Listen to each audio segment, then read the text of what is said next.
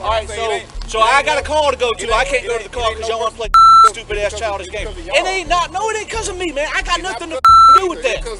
George, I got nothing to do with that in there. It ain't my goddamn call. It's between the sheriff and...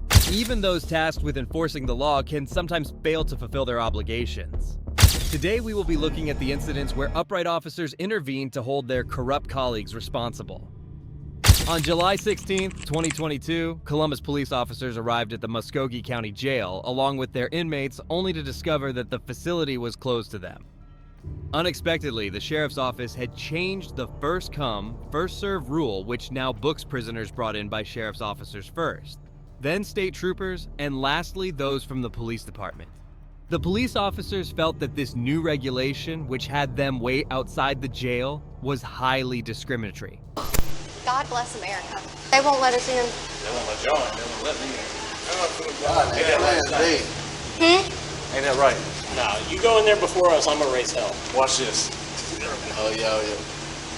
I'm gonna file a complaint, a legitimate That might complaint. work good. A mean bun. Go at home. Boom. Out of there. Central. SB1, please. Lieutenant Ness are about to get a complaint. 100%.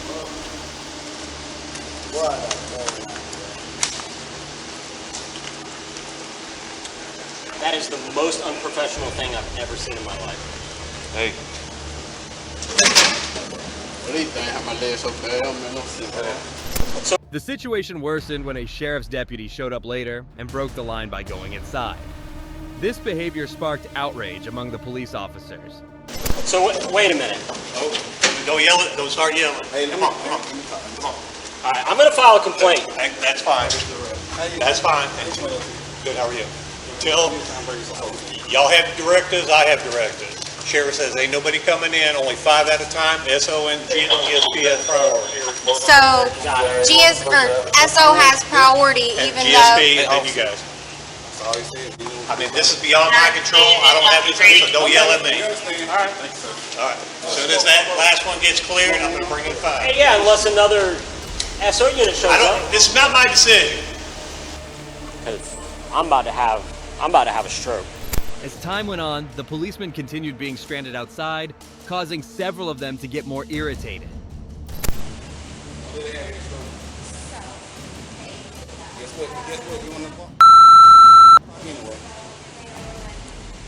This is a failure of justice. And the jail does not like us, so we have 5 people sitting here outside waiting. It's wonderful. The sheriff is very pissed with us, okay? And he runs the jail, so. Drama soon increased as one of the policemen parked his vehicle immediately behind the deputies. This prompted the deputy to throw a loud and angry rat. Them goddamn supervisors can. I understand. I get that. So I can get the out of the way. All right, so I got a call to go to. I can't go to the car because y'all want to play stupid ass childish game. It ain't because of me, man. I got nothing to do with that. George, I got nothing to do with that in there. It ain't my goddamn call. It's between the sheriff and the guy that works over there. It ain't got nothing to do with me. Move the goddamn car, or I'm gonna move the myself. Go move it. How you gonna move it? Move it. Move the goddamn car, man. Move the car. Why? Huh? In the park. Y'all acting like a bunch of goddamn kids, man. I'm gonna go get my stuff because this is getting stupid. When one of the policemen returned to get his gun, things started to get serious. In the meantime, the deputy continued to voice his complaints loudly, adding fuel to the fire. I'm not gonna be de-armed outside of the jail.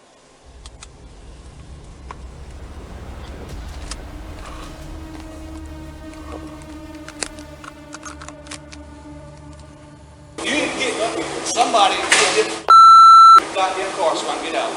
They want to play games, but y'all ain't letting them in, so they don't want to let me out. And I hope I don't see you getting your ass whooped on the street, because I'm going to drive the by, and you can tell your goddamn supervisor and everybody else I sit there. Yeah, that's how I'm going to be there. Do it. I'll see you in the car, because I got a goddamn car to go to, and you don't want to move the goddamn car. Huh? Yeah. Don't stop for me. Don't stop for me.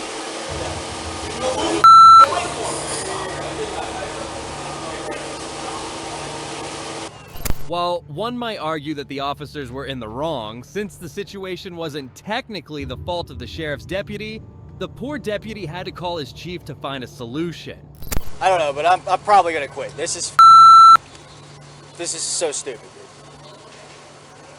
Back it up so we don't have to bring his ass. Listen, man, I'm only doing what my supervisor told me. I understand. This is ridiculous, and I hate that I'm dealing with this shit. But you're gonna have to talk to the sergeant over there. No, I'll be talking to the chief. Hey, chief, I'm sorry. We got a situation over here. We got CPD won't let our guys out, and they're about to go to blows. I'm asking your CPD officer to back up his car, and he's saying that his supervisor told him not to let him. And again, no one on our side is threatening. We're having a tit for tat over here. Hold on. Roll down your window. Here you go. Talk to your chief, please. The deputy's car was being blocked by a cop who said he was following orders from the higher authorities. As more deputies arrived on the scene, he found himself under more and more pressure. We gotta stop playing these games. This is retarded. Yes. I know most of us are kind of at a standstill. Do I have anybody on Forest Road reference to 7511? Hey, Sarge, we got it. We're all standing on the wall of the jail. What car is it? Hey, move your car, bro. Fantastic. All right, I'm getting who your sergeant is. Hey, he's with the chief. Okay. Sarge, he's with the chief. Sarge. What's your name? Got there and started rolling up. They shut me right before I got there. Give him a second. I hear you. What is it, Sally Port? Yes, sir. Now go ahead and back it up. All right. Hey, Fairbanks, no. You stay right there, man. Hey, Sarge. The officer ultimately chose to back his car out of the predicament after some pressure. However, just then, the sergeant showed up out of the blue and escalated the situation further. Now your sergeant over here tell him not to move. It's locked.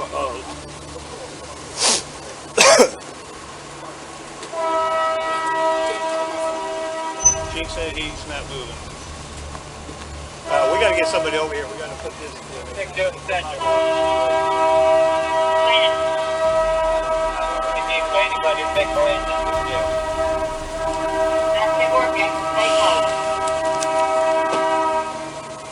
This ain't respectful. Hey, they got my guy locked in. What I gotta do with this shit? Like, Somebody out. I don't want to fight. Everybody in. I try to get through, and they immediately halfway open it and shut it on me. And I hear there's a deputy saying this behind the radio. That female officer's trying to get into the door. Do not let her in that door. Do not let any officer through that door. from PD. From the jailer. The jailers are saying that through their radio. The officers of Columbus were becoming more and more anxious, especially with their inmates. A couple of officers openly expressed their anger and frustration. Their impatience was evident from their visibly upset demeanor. I really wish this is not my car right there, dude. I'm gonna leave the keys in there, dude. I really not wanting to be a part of to get charged with a crime, dude, for a stand, dude. I'm telling you right now, bro. I'm transferring. Possession Schedule 2, obstruction, and drug-related objects. So far, it's all felons. Get in your car before you think outside the gate. Get in your car, pull your prisoner out the fence. Let her go home. Write me a damn court date and let me go to court. All CPD prisoners at the jail, just leave me out there on in between the street, between the building of the SO and the CPD. We'll have our meeting there. Just have a seat. Watch your head, okay? This is sad, man. They doing this shit. Watch your legs, okay? The agony persisted for the officers as they stood outside the building for hours, yet they were not granted permission to enter. Let her go home. Write me a damn court date and let me go to court. All CPD prisoners at the jail, just leave me out there on in between the street, between the building of the SO and the CPD. We'll have our meeting there. Just have a seat. Watch your head, okay? This is sad, man. They doing this shit. Watch your legs, okay? The cops finally decided to take their prisoners to 6th Avenue. Recognizing the unfortunate situation, they were forced to release them and issue court summons. He threatened to arrest me in Fairbanks for obstruction, and in Lockhart, and also said he was going to ram the car. So. Oh yeah, he said he's going to run into the car. So I mean. He's going to pass right by us if he ever sees us getting our ass beat on the street. This is rock bottom. The police officers were undoubtedly placed in a tough situation by the sheriff's office by forcing them to return home unable to carry out their duties. Eventually, both the police and the sheriff got along and put their disagreements aside. They declared that their connection was still intact and vowed to collaborate peacefully. But we cannot lose our jobs. You understand, sir? You're my first sergeant. Thank you. On April 27, 2018, a pair of Lower Township police officers were sent in response to a concerned citizen who reported seeing a Chevrolet truck weaving between lanes and driving recklessly. The cops quickly carried out a traffic stop, but they were shocked to learn who the person was.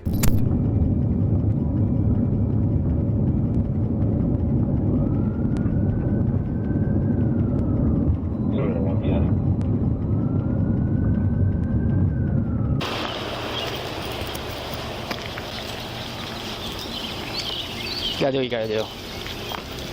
We got calls on it.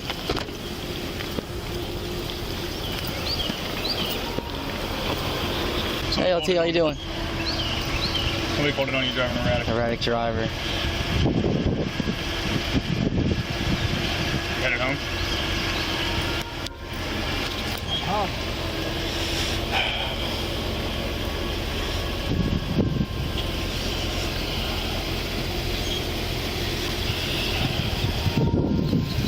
Lieutenant John Chu of Lower Township was the one behind the wheel.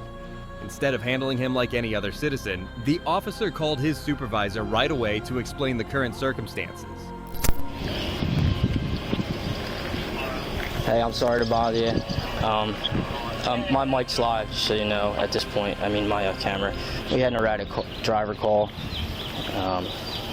Lieutenant Chu. We got him on a 38, Honeysuckle on Idell.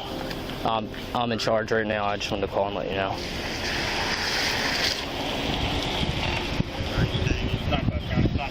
I'm not saying that yet. I haven't went up to the.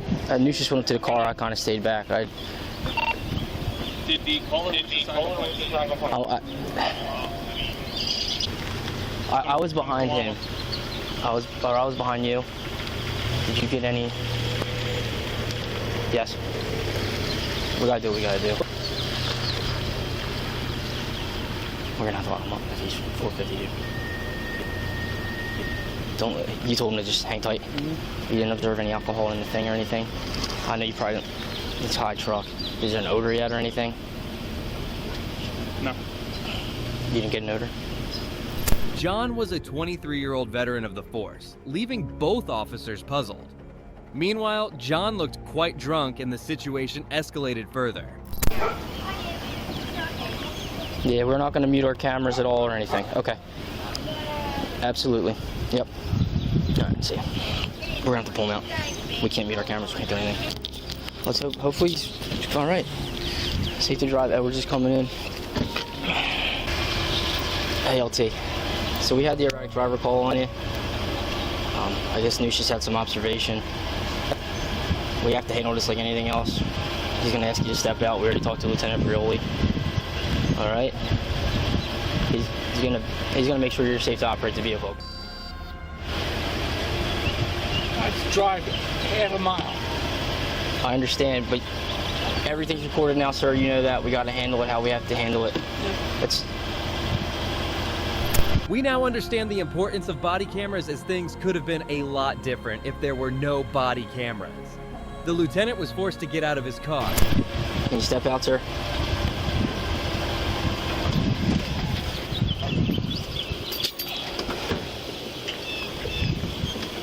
He's just going to talk to you. You know how it is. He's going to ask you some questions, make sure you're all right. I'm fine. Do me a favor, can you just take your hat off for me, please, sir? Can you just take your hat off? Feet together, hands down your side. LT, let's get him off the. We don't want to do it in the middle of the road here. Let's get him off the side. I'm gonna kill my lights too. All right, I just put the back on. LT, let's get you out of the middle of the road. We don't want you in the middle of the road here. Let's go off to the side. All right, LT, just go check your eyes real quick. Hands on your side, feet together. You see the tip of my finger? I want you to follow it with your eyes and your eyes only, okay? Just your eyes. Don't move your head for me, all right?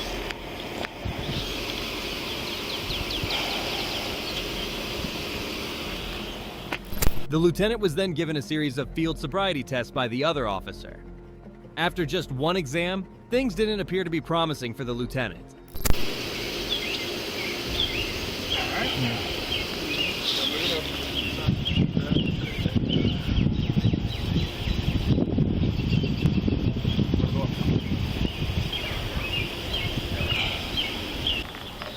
I have a call on hold. Can you hear that?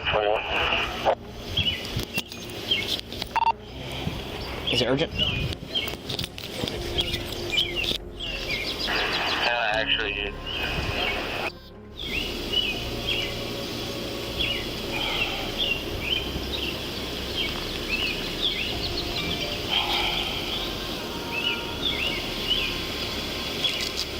The lieutenant realized that he was too drunk to even take the 2 tests. Then he requested a favor from the authorities. Do you not wish to complete the test, sir? You got to get your hand off the truck, sir. All right, I'll give it to you again. Hands together, feet down at your side. You're going to raise either leg of your choice. Keep your foot parallel to the ground. And you're going to count. 1001, 1002, 1003. While you're counting, I want you to look down at your toe. Keep both knees locked out. You understand? You know what? Hold on, so, LT. You don't want to complete the tests? No, I don't. Okay. Sure, you know we don't want to be put in this position. You know what, John? I get it. You don't have your weapon on you or anything. You don't have any firearms. No. It's stuff I got to ask, Sarge. Or LT. Shit, no. Okay. No. All right. I would love to know who called. You can find that out. You know that. You can find out. I don't know who called. I do not know, but you know you'll be able to find that out. We did not know we were looking for this truck, sir. Came out as an erratic driver. The officers felt ashamed as they were doing the right thing. If it had been anyone else, this would have been an easy arrest for the officers.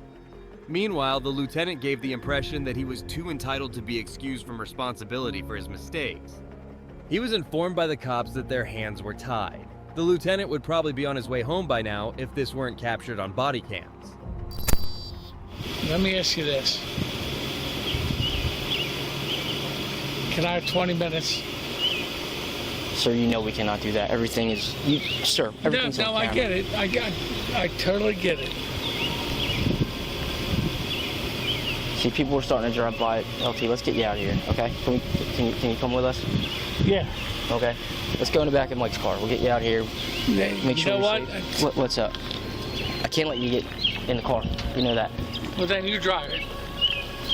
Well, if you have someone on scene, we can get it. I see Mr. Eccles here. We can try to get him to drive my truck home, please. Hey, Rob. Hey, what can I do, man? Not much any of us can do, unfortunately. Can't do that, Mike. Yeah, just do me a favor, hang tight, all right? John's attitude of entitlement did not wear off after he was returned to the police car and taken to the police station. LT, you know you can't do that, sir. We can't have you in the front seat. I can't have you in the front seat. We're not going to cuff you in the back, okay? We're going to do it in the front, all right? Are you serious? Yeah, sir, you understand this. You would hate to be in our position too. John, please, John. Please, John. John, please. We'll get you the help you need. Let's just, come on. You know we don't want to do this to you. All right, but we gotta get you. We gotta get this process up. People are starting to calm. We're all gonna get. You know what? Other people John, responding out tell here. me you, Sir, I would like you. Just this is what's gonna happen. We're gonna get you behind this door so no one sees. Mike's gonna put the cuffs on you in. Wait. No, there's no cops. Yeah, what does it do? We have policies and procedures. Let me call the LT. Just, you can shut the door for now. Oh, man. At first, the officers believed that they didn't need to cuff him, but his supervisor instructed them to follow every protocol. Once again, John was not happy at all about this. We gotta cuff him in the front. We can do it in the front, but we gotta do it. LT, we just talked to Lieutenant Peroli. We have to, in the front, we'll do it right here. Don't have to do it behind your back. Okay? Please please cooperate with us. Come on. John, we don't want this to turn into anything more. You know that. We don't want it, but we cannot lose our jobs. You understand, sir? You're my first sergeant. Thank you.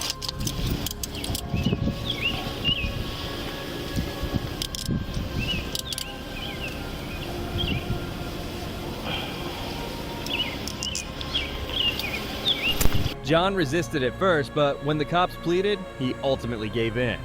He then allowed one of the cops to examine his car for drugs and alcohol.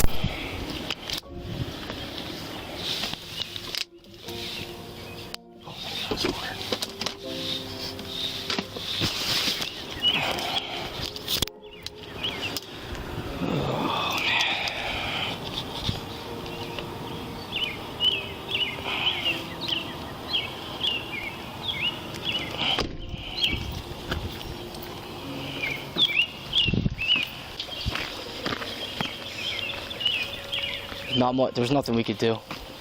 We would have. He's my first sergeant. I have to get it towed. I have to tow it.